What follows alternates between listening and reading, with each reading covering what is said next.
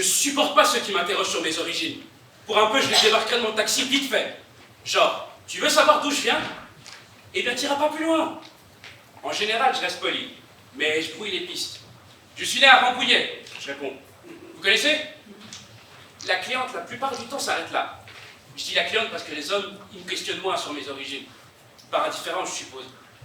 Les femmes, elles veulent savoir. J'imagine que ça part d'un bon sentiment. En tout cas, c'est ce que je me dis pour rester poli. Mais il y en a qui ne s'arrêtent pas à ma naissance rambolitaine, qui enchaînent. Oui, mais vos origines... Évidemment, quand on est noir, on a des origines autres que françaises, elles pensent. Et alors là, j'ai la colère qui monte. La mémoire de l'Afrique que je connais pas se m'a poussé entre mes veines. Mes arrière-grands-parents étaient ivoiriens. La Côte d'Ivoire serait mon pays aujourd'hui si les colons ne nous avaient pas imposé leur présence, s'ils ne nous avaient pas volé, pillé, fait croire qu'ils savaient mieux, que la seule voie à suivre était la leur. On nous a déracinés dans nos propres pays, avant de nous brasser et d'échouer à nous intégrer. On me rappelle constamment, souvent innocemment, que je ne peux pas être ici chez moi. Pas avec cette couleur de peau, voyons. Je pense à l'esclavage, à mes frères de couleur aux États-Unis dans leur taxi, à qui certains ont le culot de demander quelles sont leurs origines. Je regarde dans le rétro, elle attend ma réponse, je vais la lui donner. Poli, lapidaire, le nom du pays d'où viennent mes ancêtres. Elle va peut-être me dire qu'elle connaît, qu'elle y a passé d'excellentes vacances il y a quelques années. Elle va me citer le nom d'un palace au bord de la plage. Je vais la trouver naïve et stupide. Elle va le sentir.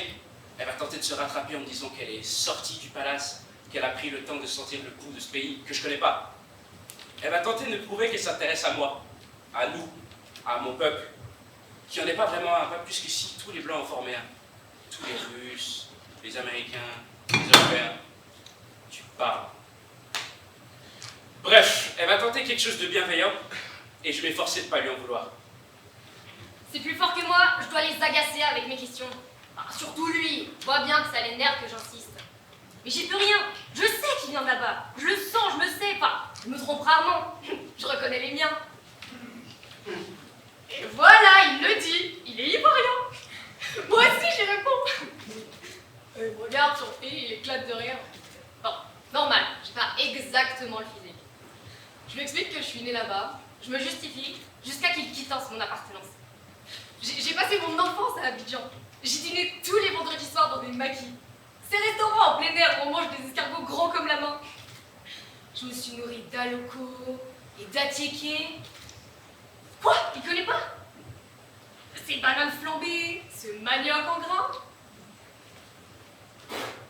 Silence.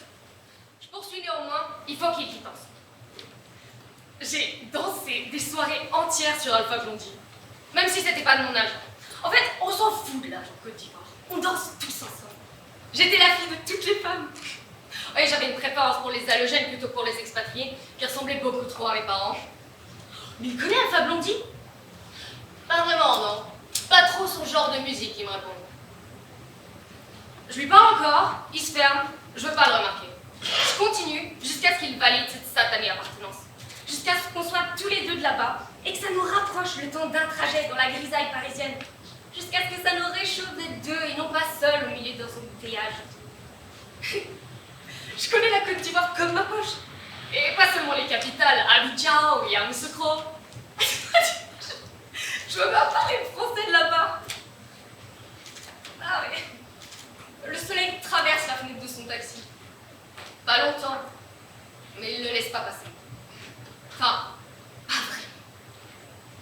Ah! Et à moins que ce soit moi. Je suis en deuil d'un pays que l'on nie.